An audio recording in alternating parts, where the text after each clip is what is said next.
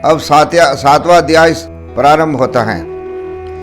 ब्रह्मा जी बोले, श्री नारायण देव के शयन करने पर शिव जी की इच्छा से उनकी नाभि में से एक विशाल कमल की उत्पत्ति हुई, जिसका अनंत योजन का विस्तार और अनंत योजन की ऊंचाई थी। उसके साथ ही सांब अर्थात पार्वती सहित शिव जी ने मुझे उत्पन्न किया। इस प्रकार है हिरण्यगर्भ उस कमल से प्रकट हुआ, जिसके 4 मुख, लाल मस्तक पर त्रिपुंड धारण किए हुए। मैंने उस कमल के अतिरिक्त और कुछ भी नहीं देखा। मतलब विष्णु भगवान कह रहे भाई हमारी नाभि कमल हूं, ये ब्रह्मा जी उत्पन्न किया।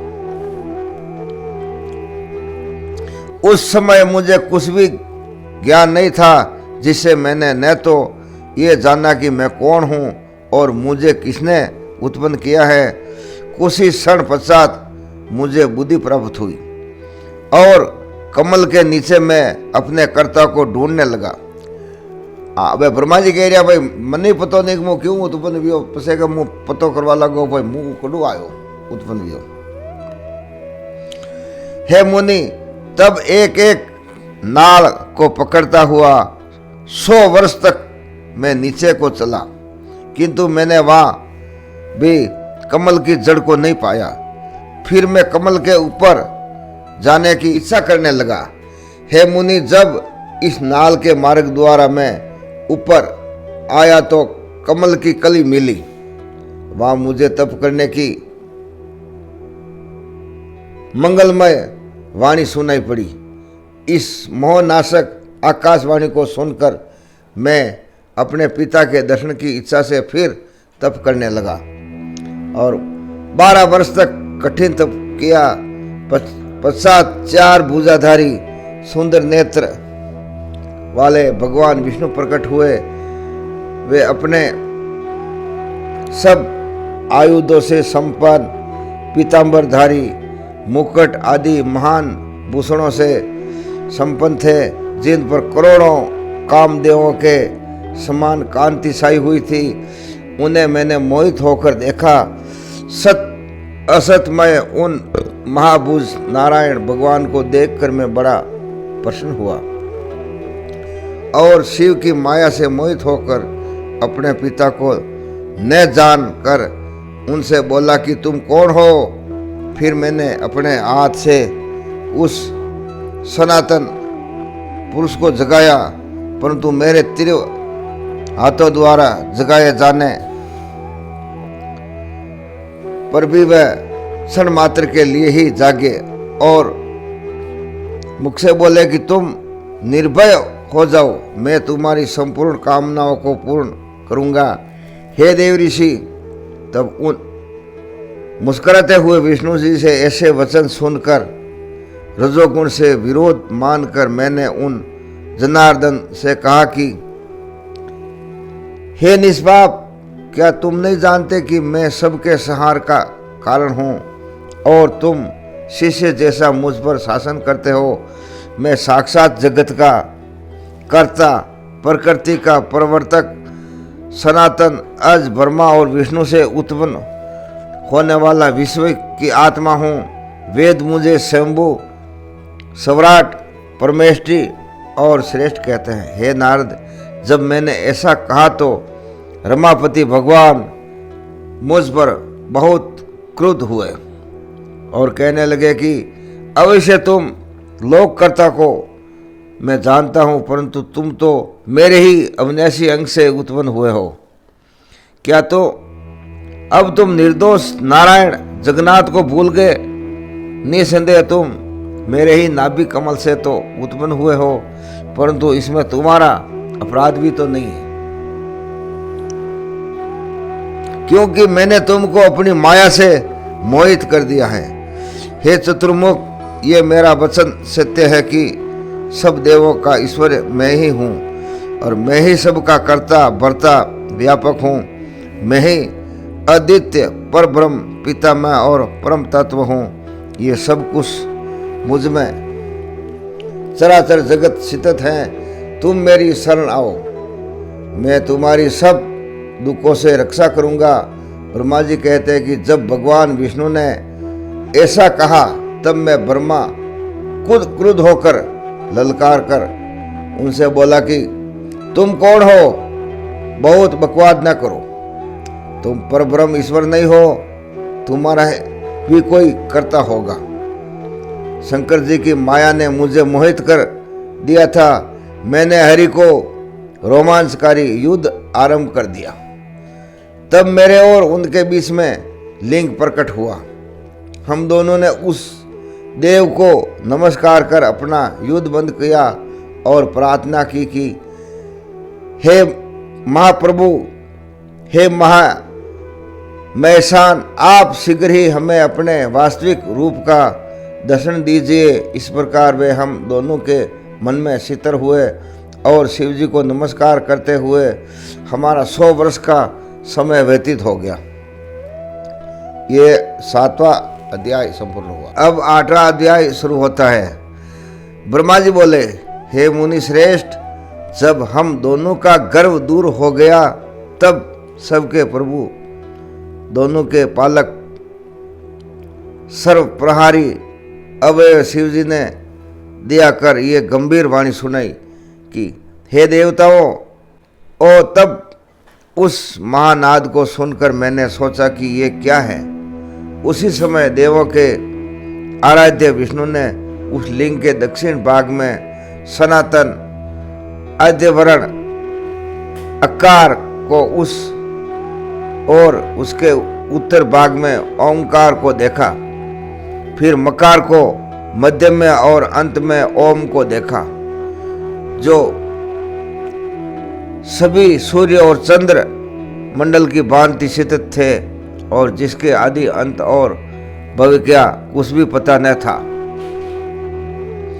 तब सत्य, आनंद और अमृत स्वरूप को परब्रह्म परायण की दृष्टि गोचर हो रहा था, परंतु ये कहाँ से प्रकट हुआ है, उस अग्नि सदृश की हम परीक्षा करें और इसके नीचे की ओर जाकर देखें। हम उस वेद शब्द से अभय वेश वाले विश्व आत्मा का विचार कर ही रहे थे कि उसी समय वहाँ एक परम ऋषि का आविर्भाव हो गया।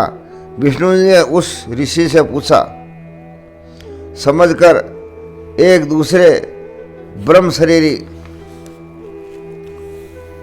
शिव जी का ज्ञान प्राप्त किया, जो कि अचिंतनीय वाणी से अप्राप्त मन का गंभीर नहीं और केवल एक अक्षर ओंकार से ही जाना जा सकता है।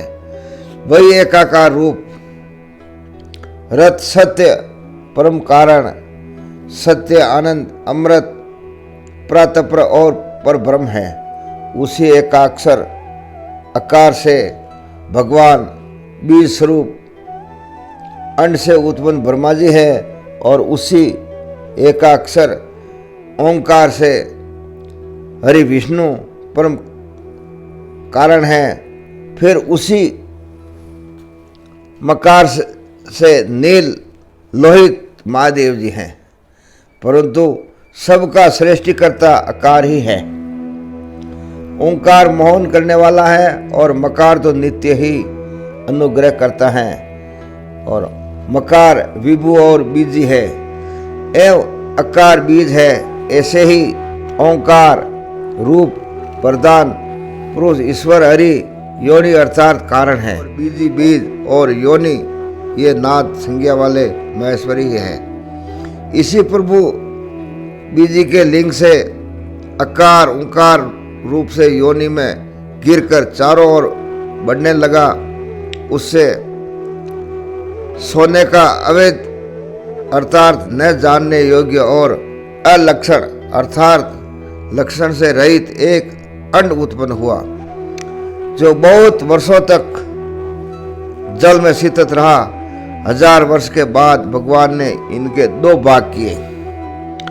जब जल में स्थित इस अंड को ईश्वर ने व्याघात कर 2 भाग किया, तब इसका सुवर्णमय एक कपाल ऊपर स्थित हुआ, जिससे द्यू अर्थात सर्वलोक प्रकट हुआ, और कपाल के नीचे के भाग से 5 तत्वों वाली पृथ्वी प्रकट हुई। फिर उस अंड से मकार नामक 4 भुजा वाले भव अर्थात शंकर प्रकट हुए, जो सब लोकों के रचयिता और वही 3 रूपधारी प्रभु हुए।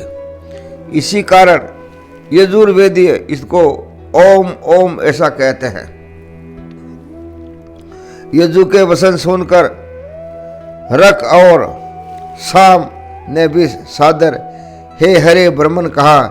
इस प्रकार इन देवेश को यथोयोग्य जानकर सबने उत्पन्न मंत्रों से इन महादेव महेश्वर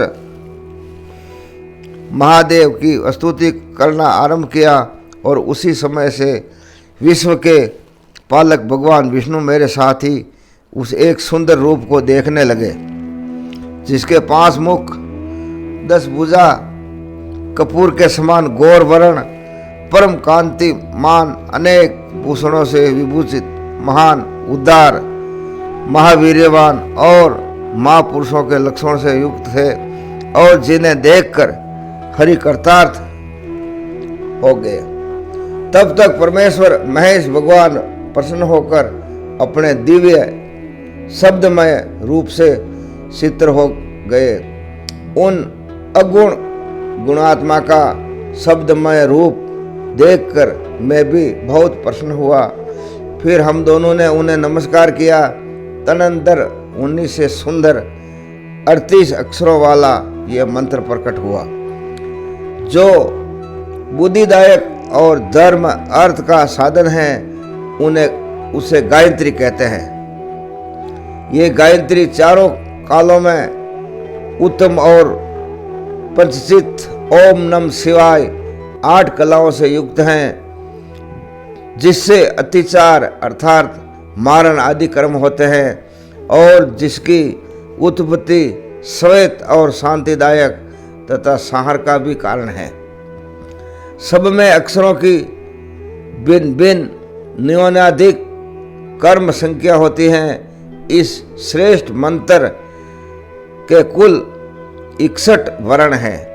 फिर मृत्युंजय मंत्र है, जिसमें ओम जूह सह अथवा त्र्यंबक के अजामह इत्यादि कहा जाता है। इसके साथ ही पंचाक्षर मंत्र है, जिसमें केवल नमः शिवाय मंत्र और क्षम्यो चिंतामणि मंत्र और दक्षिण मूर्ति मंत्र उत्पन्न हुआ। पश्चात शिव का महावाक्य तत्वमसि नामक मंत्र हुआ, और इन 5 मंत्रों को विष्णु जी ने ग्रहण कर जपना प्रारंभ किया। फिर रक यजु साम सहित मैंने और विष्णु ने उन वरदायक साम शिव ईश्वर की प्रसन्नचित से स्तुति करना प्रारंभ किया। ये आपका 8वां अध्याय संपूर्ण हुआ।